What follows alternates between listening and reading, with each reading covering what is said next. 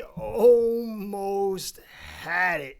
That game, I got to give the Dolphins a ton of credit. Say what you want about McDaniel. These players are still playing for him, and he called mostly a good game. I couldn't believe how many things were going our way. They missed a field goal. Then McDermott decided to use timeouts, which was overly aggressive and put us in position. I think we would have only got 3 if he didn't call those timeouts. We scored a touchdown.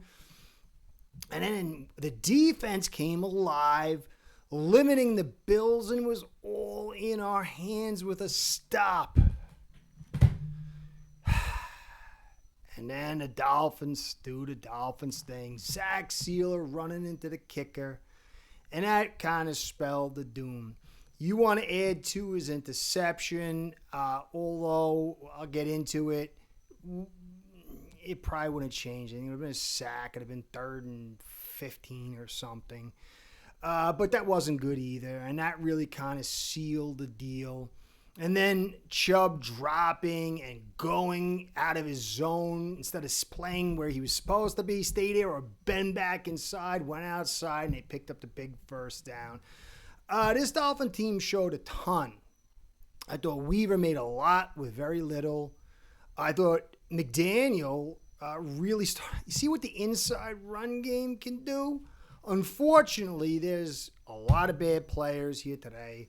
If you swap just a few guys out, I think we could actually have competed with them. I don't know about every week, but this was disheartening as well as heartening. So I'm here to cover all the gory details. 0-3. I think McDaniel will be here. If he's going to get fired up into the Washington game, this probably gave him life, even in a loss. So, guys, there's a lot to be proud about in a sense, but we come up short, and it sucks, and it's very Dolphins. So, that's the deal. Let's get into it. I got good players, bad players, and why. Keys. I want to get into the good players first. Let's try to find some joy here. I do think the Jets game at home could be our first win. From what I saw here, you never know. Who thought they would play this tough? I didn't. I really didn't. And it made me proud that they played this hard. But anyway, we'll start with Tua. Everybody likes Tua. He had 3 bad plays. He had the flub snap of the ball. It's something that's really in him, and I don't know why. But you want to get down on him. That's a consistent theme. He had an out to Hill, but it really wasn't totally his fault. He was on the move, had to reset, and threw it wide. It would have been a first. But we picked the first down after that, so that's not a killer. And then he had the pick. But when you look at his game, he was 22 for 34 for 146, 2 TDs, and 1 int. But Josh Allen was 22 for 28, 213, and 3 touchdowns, and he only tacked on 25 yards. I mean, Tua had 10 yards. So reality is, despite Allen being all-world, Tua played a pretty good game. There was a lot of big throws by him, and I know a lot of people don't like him, and he's the worst quarterback in the league or whatever. But when I get into it, there's a lot of mitigating circumstance, and you could see when you create balance. We had more rushes, I think, than all season practically. Our first 2 games in this game. Ollie Gordon is another one. Ollie Gordon needs to get the ball more. If you want to blame McDaniel, you could blame him on that. Although Achane was a stud too. He played a very good game. But that inside run, the Bills are suspect to that, especially without Oliver in there. Their rookies didn't play so well. Daquan played okay. Oliver definitely made a big difference. But the big body, I thought he called a good first drive. Then the next 2, I didn't like it all. And then he got good again. You needed to put a little more Gordon there. I guess he was nervous that Bills were going to go up and down the field. They did put, 35 on 28, and then the last one was kind of like dead time. Or not 31 on. It was a field goal at the end. So they did give up points. They were like poop through a goose for the certain part, but then they did crunch it down. So maybe McDaniel was expecting a higher output by the offense, but you got to get Ollie in there. Ollie is a darn good player, and if you gave him an offensive line, and we didn't have one today. I saw the announcer saying, you got to respect how these guys are playing. No, I'll get into the numbers. But Ollie Gordon's a keeper. He's a guy. So is Achane. So I understand the difficulty, but, man, you could see with him blasting into those guys and balance going to Tua. If you give him a better offensive line and more balance, this guy can play. I'm not saying top 10, but he's an effective quarterback. I think this has got to tell you. And when I dig into the numbers, you'll see more of that. Anyway, I know some people are already tuning out because Tua is the worst thing in the universe. Phillips. Jalen Phillips made that big sack that eventually led to the 3-point missed field goal. He had some good plays. Terrible in coverage. Not so hot to trot. Not terrible. Not like Chubb in run defense. But he had the big play of the game, I thought, on defense. I thought Julian Hill had a coming out party of sorts. He gave up a pressure, but he probably had his best game of his career. And I don't know if it's going to continue, but he had a really good game. I thought Brewer, he gave up one pressure, but I thought he was the best on the offensive line by far. Some of that is because they didn't have a great interior defensive tackle group. You want to say that? I don't know. But he had a great game. Dante Trader had a pretty darn good game. I thought Minka had a good game. I thought Waddle had a good game. But there was a lot of bad in there. And it's a shame. Because when I go over these numbers, and if you just pulled a couple of these guys out with some assets, what could we be?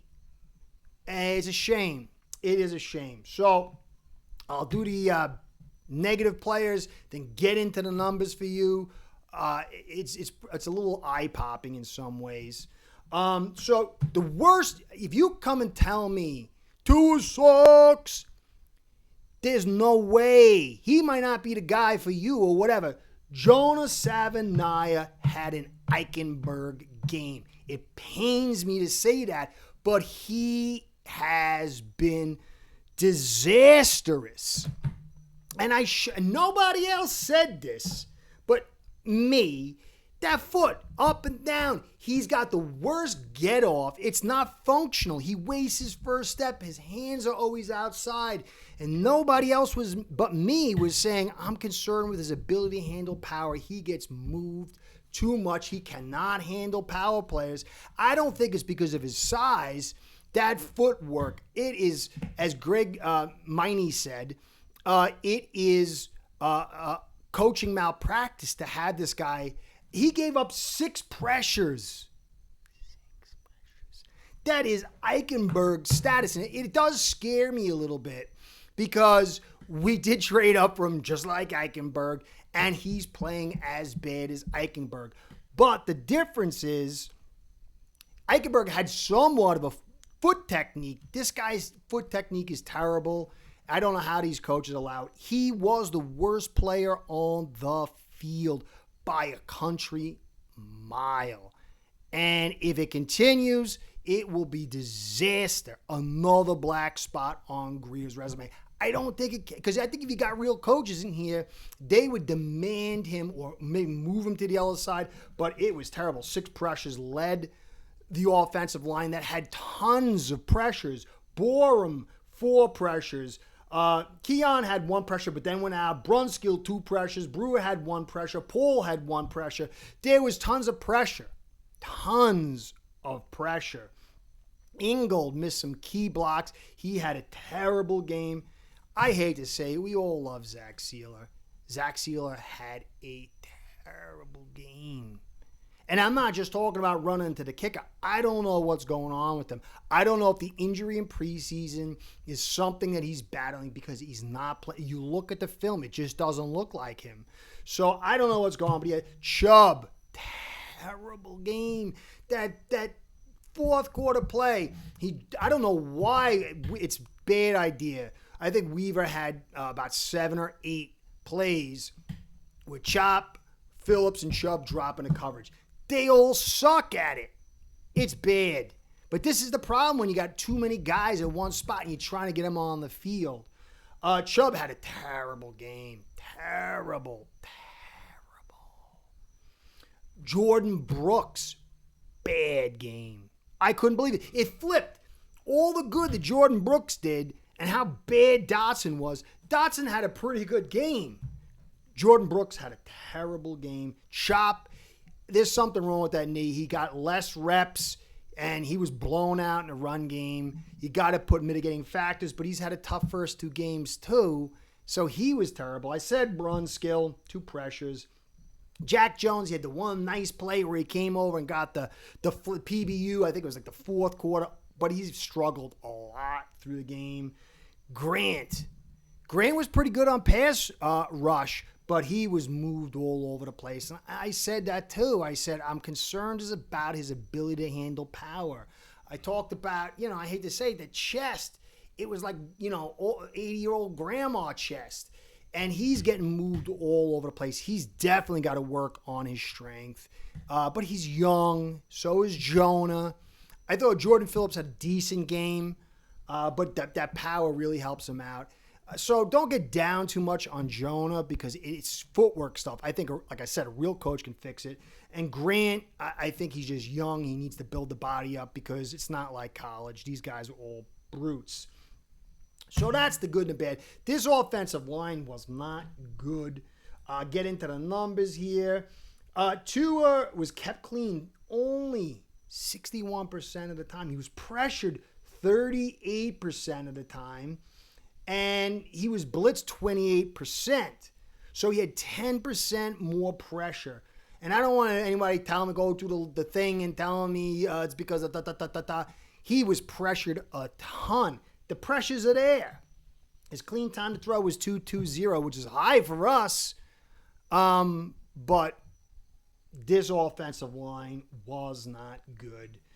We kept the play action down. Screens were at 14%. Little more pass rush mitigation than we usually get. But if you look at the Bills, Josh Allen was under pressure 25%, kept clean 75% of the 2.33 clean time to throw. But he was blitzed 53% of the time. 53% and half the pressure. Okay? And their play action rose to 31%, 10% screens, so he had 40% pass rush mitigation. But when you factor all out, he had much better protection than Tua. Much better run production from the offensive line than Tua. Not to say Tua's great and you give him that he's going to be a superstar, but you got to be realistic. McDaniel, I feel bad for the guy. He called the game of his life mostly. But there were some moments, like I said, that weren't so good. He gets away from things. But overall, I thought I thought the Bills' defense was going to be a little better in coverage, but they're a little soft. They didn't have Milano. They didn't have Oliver. But we're so fast. And that turf they got there is a fast turf. And I think that's a piece of the puzzle I haven't used before. But McDaniel needed to be more physical. And again, it's very difficult when you see this defense only having one stop in 2 games, and then they open up the first half that way. I guess maybe you get antsy, but Ollie Gordon should have gotten more, should have leaned more into that run game, but he did call a lot of good stuff, and the players played hard for him. So here we are now. Really, the running and the kicker is the key thing. And, the defense and the offensive line, and you want to put Tua in there, but I don't see how you put Tua at the highest stage. For me, it was the running and the kicker, the offensive line, the secondary, and then Tua. But I can't. That guys, he got the ball, and Brunskill was like literally a turnstile.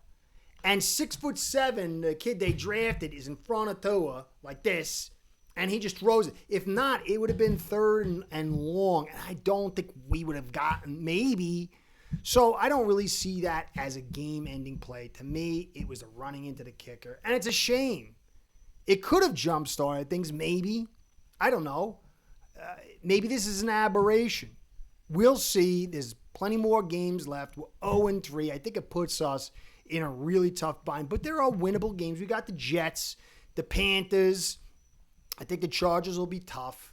So, if we lose to the Chargers, which we'll see, Mac's not probably going to be there, and that's a big deal for them. We'll be home.